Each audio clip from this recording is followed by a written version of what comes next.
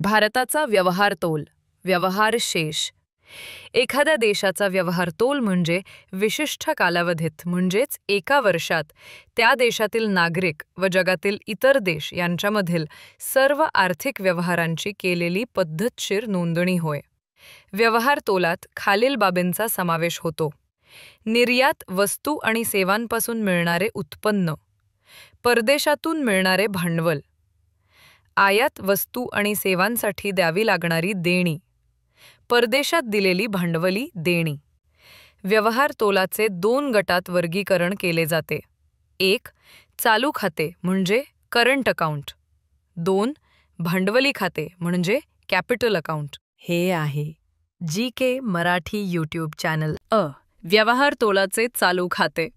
यामध्ये खालील बाबींचा समावेश होतो: दृश्य व स्पर्श्य वस्तूंच्या आयात निर्यातीचे मूल्य, देणग्या, अदृश्य वस्तू अर्थात विविध सेवांपासून मिळणारे उत्पन्न व देणी, उदाहरण बँकिंग, विमा, वाहतूक, जहाज इत्यादी सेवांपासूनची येणी देणी. चालू खात्याचे महत्त्व.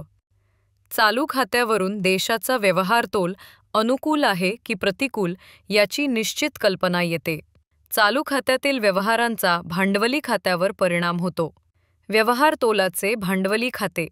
भांडवली खात्यात परदेशी मालमत्ता व देणी यांचा समावेश होतो.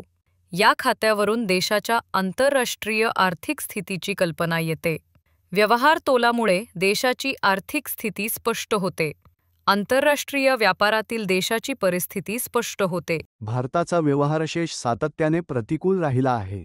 यावर उपाययोजना सुचविण्यासाठी केंद्र सरकारने डॉक्टर सी रंगराजन समिती नेमली होती. जून 1993 मध्ये या समितीने आपला अहवाल सादर केला. At GK Marathi, GK